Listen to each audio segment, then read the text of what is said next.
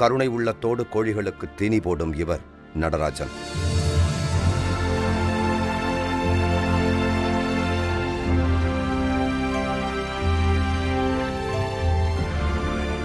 இவர் ஆயுள் தண்டனை அனுபவித்து சிறை மீண்டு வந்திருப்பவர். அப்படி இவர் செய்த குற்றம்தான் என்ன?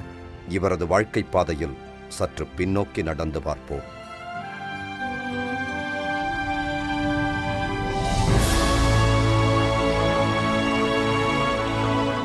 இரண்டு அண்ணன்கள், இரண்டு தங்கைகள், அப்பா அம்மா என ஒரு பெரிய குடும்பத்தில் பிறந்தவர் நடராஜன்.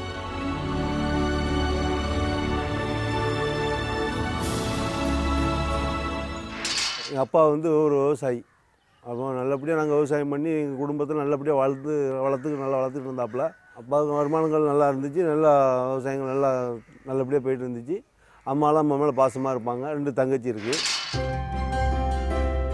நடராஜனின் சிறு வயதில் இந்த குடும்பம் செழிப்போடும் சிறப்போடும் வாழ்ந்து வந்தது.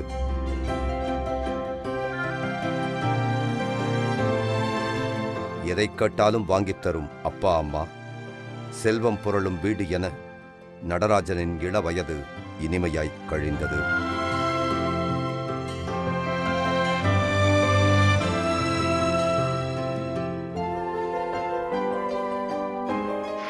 பள்ளி படிப்பு நல்லபடியாக இருந்துச்சு. நல்லா கிணத்துல குளிக்கும், ஆற்றுல போகிறோம், நல்லா விளாடுவோம், மீன் பிடிச்சிக்கிட்டு வாழ்க்கை போகிற நல்லா ஜாலியாக, சின்ன வயசில் நல்லா ஜாலியாக இருந்துகிட்டு இருந்தோம்.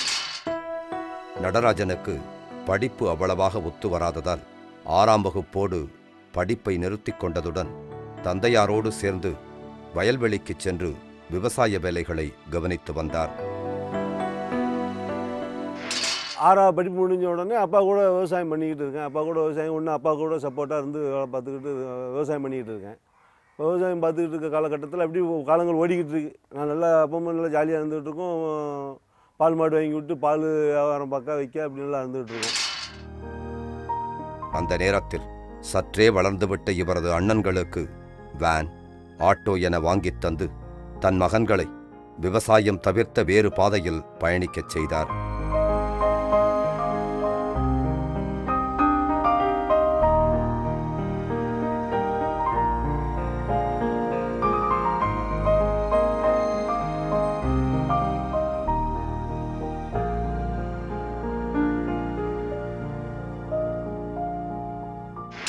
ஆட்டோ வாங்கி கொடுத்து ஆட்டோ ஸ்டாண்டில் போய் மண் வண்டி ஓட்டிகிட்டு இருக்கல.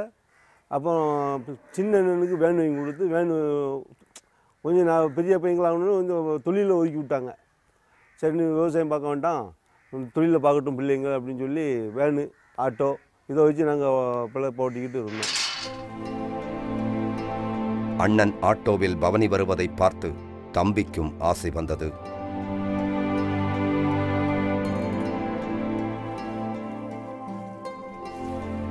ஆம், நடராஜன் அவ்வப்போது சென்று தன் அண்ணனின் ஆட்டோவை ஓட்டப் பழகினார்.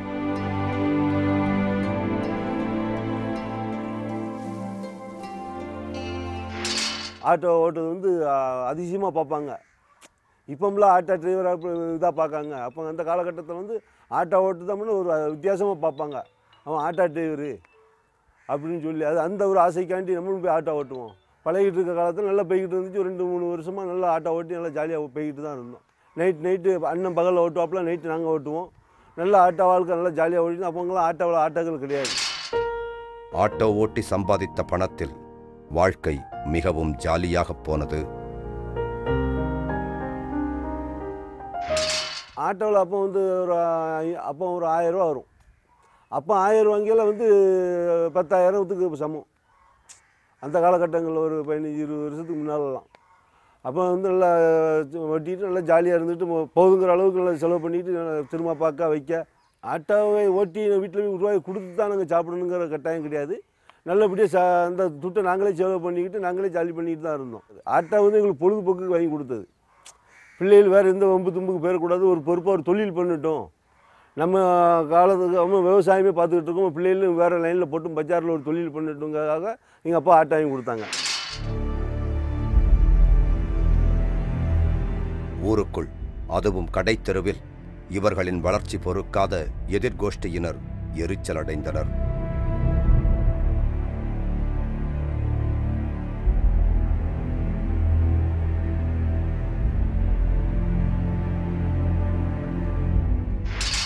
ஏரியாவுக்குள்ளே நாங்கள் யாரு கூடயும் அதுக்கப்புறம் ஒரு நாலேஜுக்கு வந்ததுக்கப்புறம் நாங்கள் யாரு கூடயும் சேரதில்லை. ஏரியாவுக்குள்ளே உள்ள சேட்டைக்காரங்க கூட சேரது கிடையாது. நம்ம கூட இவங்க சேர மாட்டேங்கானோ வைக்க மாட்டேங்கானோ அவங்களுக்கும் ஒரு இது. நம்ம பஜாரில் நல்ல நாங்கள் பஜாரில் நல்ல பழக்க வழக்கங்கள்லாம் எல்லா மக்கள்கிட்டையும் பழகிட்டும் நல்லா வந்துகிட்ருக்கோம். அப்போ சில ஆளுகள்கிட்ட பழகுது வந்து இந்த மக்களுக்கு பிடிக்கலை, ஒரு தரப்பு மக்களுக்கு பிடிக்க மாட்டேன்ட்டு.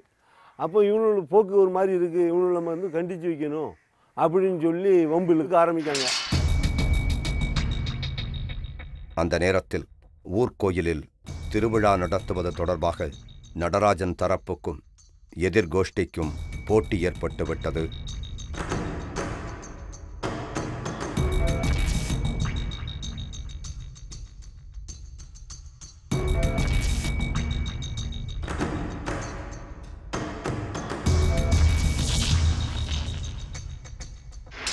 அதாவது தர்மராஜாங்கிற கோயில் ஒன்று இருக்குது, பாஞ்சாலியம்மன் கோயிலுன்னு. இதில் வந்து தீக்குழி இறங்குவாங்க. அப்போ வந்து இளைஞர்கள், அப்போ ஒரு இளைஞர்கள் பிடிச்ச பையங்க பிடிச்சவங்க ஆள் கூட சேர்த்துக்கிட்டு இருப்பாங்க. இப்போ நம்ம இருக்கோம்னா நம்மளை வச்சு 10 பையங்க வருவாங்க. இப்போ நம்ம அண்ணன் இருக்காங்க, அண்ணனை வச்சு ஒரு 10 பேர் வருவாங்க. இப்படி நம்ம சென்த்தை காட்டி நம்ம வந்து கோயில் திருவிழாவில் மேலே அமர்த்தி நல்லா ஆடல் பாடல் பயங்கரமாக வருவோம். இதில் போட்டி வந்தது தான். இந்த போட்டியில் இவங்க நம்மளை மிஞ்சி போகிறாங்களே, நம்ம கூட வரமாட்டாங்கங்கிற போட்டி வந்தது தான்.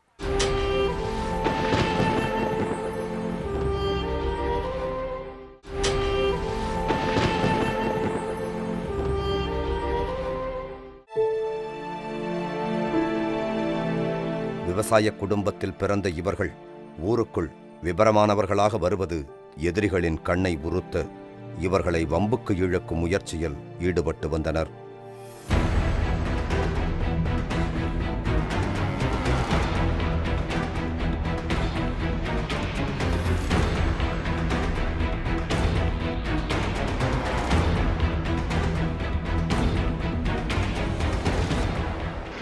அப்போ வம்புக்கு ஆரம்பிக்கணுன்னே இப்போ அண்ணாச்சிக்கு அப்போ தான் மேரேஜுக்கு ஏற்பாடு பண்ணிக்கிட்டு இருக்கோம். அந்த காலகட்டத்தில் அவங்களுக்குள்ளே அவங்க போதையை போட்டு வந்து வம்பு இழுத்து ஆட்டோவை கூட்டிகிட்டு போய் நம்ம அண்ணனை அடிக்காங்க.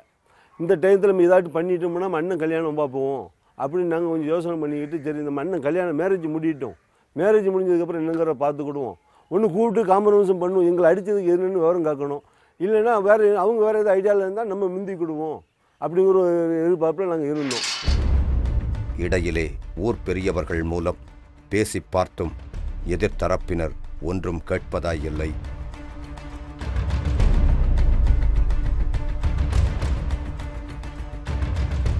ஒரு வழியாக திருமணமும் முடிந்தது.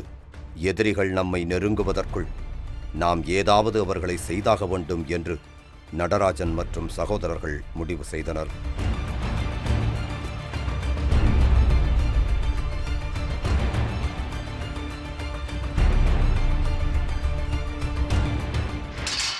அப்படி இருக்க கட்டத்தில் வந்து அவங்க வந்து என்னையும் எங்கள் அண்ணனையும் கொள்வதுக்கு பிளான் பண்ணாங்க.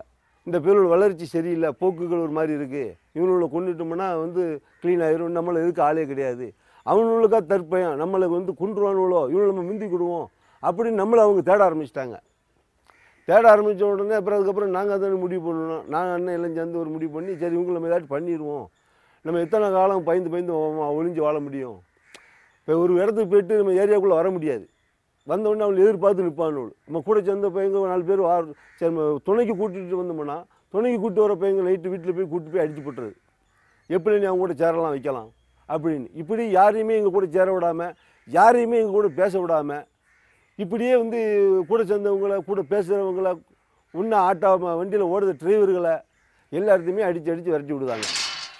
இதற்கிடையில் ஒரு நாள் வீட்டில் ஆண்கள் யாரும் இல்லாத சமயத்தில் வீட்டிற்கு தேடி வந்த எதிர்த்தரப்பினர் யாரும் இல்லையா என கேட்டுவிட்டு சென்றனர். இந்த செய்தி அறிந்த நடராஜனும் அவரது அண்ணன்களும் அவர்கள் வரும் பகுதிக்கு சென்று காத்திருந்தனர்.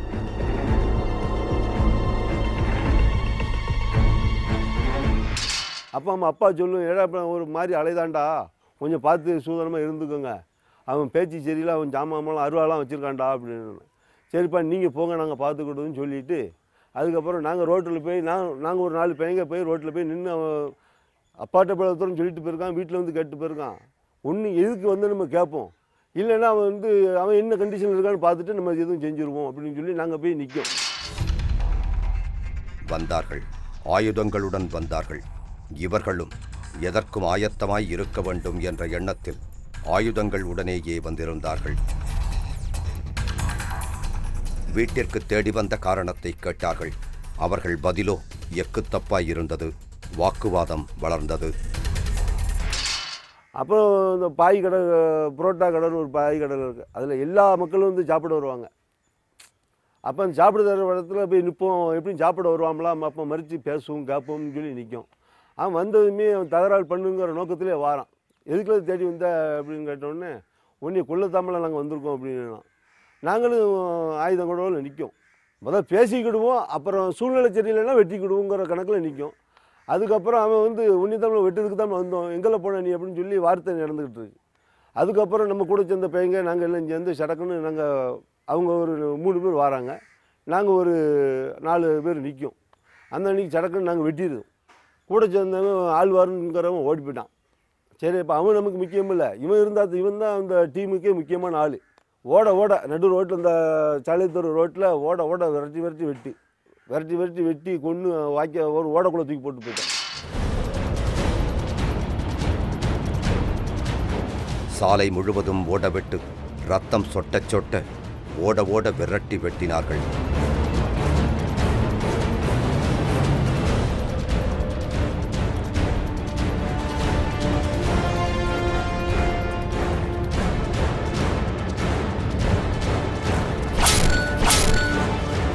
எதிரி ஒரே அடியாக வீழ்ந்தான்.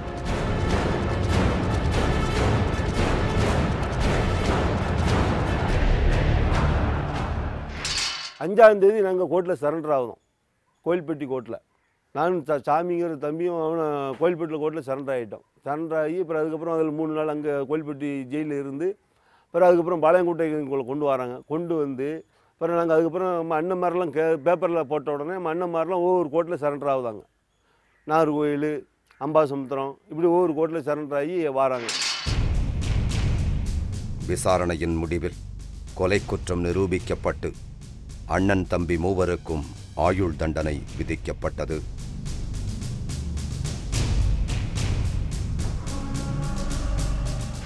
அதுக்கப்புறம் நாங்கள் வந்து ஒரு 16 மாதம் பெயிலே கிடைக்காம ஜெயிலுக்குள்ளே அங்கே இருக்கோம்.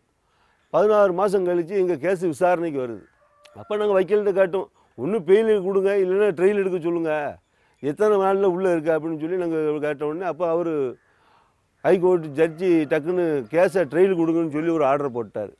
ஆர்டர் போட்டோடனே அந்த அன்றைக்கி 3 மாதத்தில் கேஸை முடித்து இறுதி தீர்ப்பு எங்களுக்கு சொல்லிடணும்னு ஹைகோர்ட்டில் உத்தரவு போட்டாச்சு. அப்போ ஆயுள் தண்டனை கொடுத்தாச்சு. ஆயுள் தண்டனை சொன்ன அன்றைக்கே தான் நம்ம பெரிய செத்த சவந்தமாக தானே போகிறோம். நம்ம வேறு அதில் என்ன இருக்குது, எல்லாமே இழந்தானே போகிறோம். தாய் தங்கச்சி நம்ம அனாதையாக தானே விட்டுட்டு போகிறோம். குடும்பங்களை இழந்து தானே உள்ளே போகிறோம். அண்ணன் 3 பேர் வீட்லேயும் எல்லாம் கல்யாணம் முடிஞ்சு 3 பேர் வீட்டில் கல்யாணம் ஆகிட்டு 3 அண்ணனும் கல்யாணம் முடிஞ்சிட்டாங்க. எல்லாம் கை பிள்ளை சின்ன பிள்ளைங்களே விட்டுட்டு உள்ளே போயிருக்கோம். எல்லார் வீட்லேயுமே அன்றைக்கி எல்லாருமே சங்கடப்பட ஆரம்பிச்சிட்டோம்.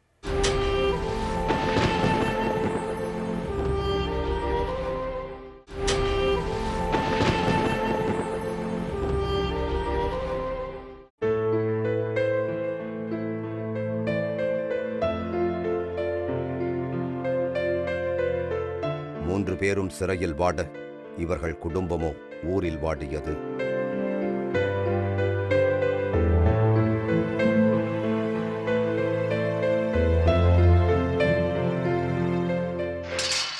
தாய் தங்கச்சை பார்க்கறதுக்கு கூட 2-3 மணி நேரம் காத்து கிடந்து வந்து பார்க்க வருவாங்க. 5 நிமிஷத்தில் விரட்டி விட்ருவாங்க. நல்லா கூட பேச முடியாது.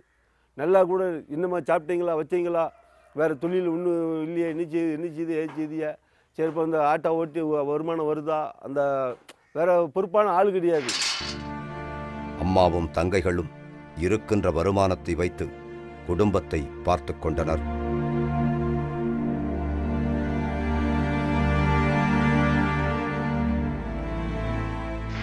அம்மா கொஞ்சம் தைரியசாலி, எதையும் ஒரு ஒரு ஒரு 5 ரூபாய் ஒரு 10 ரூபாய் ஆக்கக்கூடிய திறமை உண்டு அம்மாட்ட. அனாவசியமாக ஒரு ஆடம்பரம் கிடையாது. எதுவுமே வந்து இதை வச்சு பேத்திக்கணும், குடும்பத்தை இதை வச்சு பார்த்துக்கலாம் அப்படிங்கிற ஒரு இது உண்டு.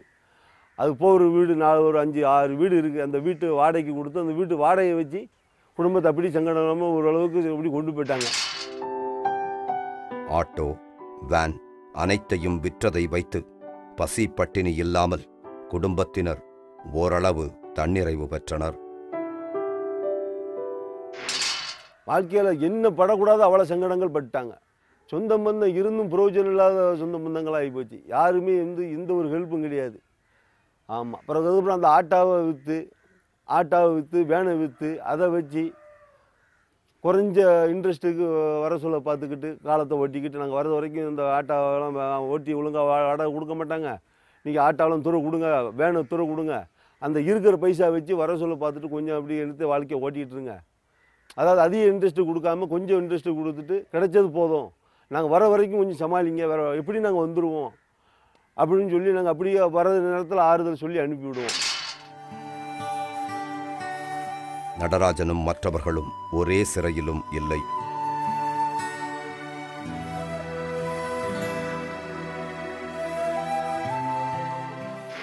இல்லை, நாங்கள் 9 பேரில் ஆளுக்கு ஒரு சிறைக்கு போயிட்டோம்.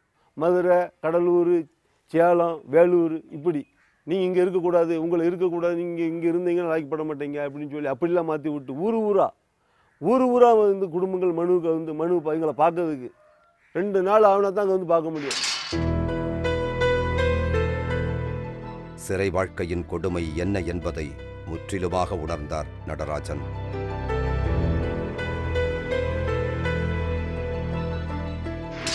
வாழ்க்கையில் அதான் அந்த நிலைமை வந்து ஒரு எதிரிக்கு கூட வரக்கூடாது.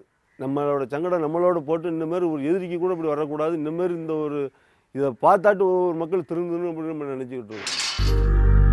இந்த சிறை வாழ்க்கையினால் மறக்க முடியாத சம்பவம் ஒன்று இவர்கள் நெஞ்சில் முள்ளாய் உறுத்திக் கொண்டிருக்கிறது.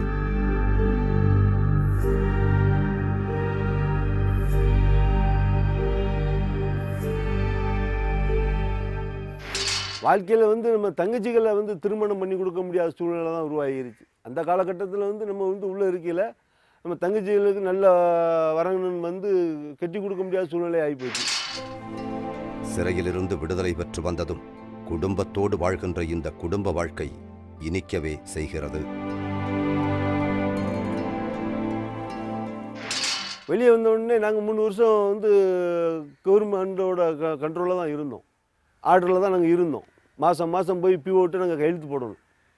3 வருஷம் நாங்கள் எந்த ஒரு இதுக்கும் போகக்கூடாது, எந்த ஒரு பிரச்சனையும் பண்ணக்கூடாதுன்னு சொல்லி எங்களை ரிலீஸ் பண்ணல, அப்படி சொல்லி தான் அனுப்பினாங்க. ஆனால் நாங்கள் 3 வருஷம் கண்டினியூமாக இருந்து பிஓட்டை நாங்கள் நல்ல சர்டிஃபிகேட்டோடு நல்லா இருக்கோம். நல்ல பையங்க, சமுதாயத்தில் வாழ தகுதி உள்ள பையங்க, அவங்க அதனால் ஒன்றும் பிரச்சனை இல்லை, இவங்க வந்து சமுதாயத்தில் இருக்கக்கூடிய ஆளுன்னு சொல்லி பிஓ சர்டிஃபிகேட் கொடுத்து எங்களை நல்லா 3 வருஷம் நாங்கள் அவங்க சொன்ன மாதிரி கண்ட்ரோலாக இருந்து கையெழுத்து போட்டு முடிச்சு கொடுத்துட்டோம். பிரிவுக்கு பின்னால் சேர்வது என்பது ஒரு வகை சுகம்தானே. அப்படி ஓர் சுகமான வாழ்க்கையை வாழ்ந்து வருகிறார் நடராஜன்.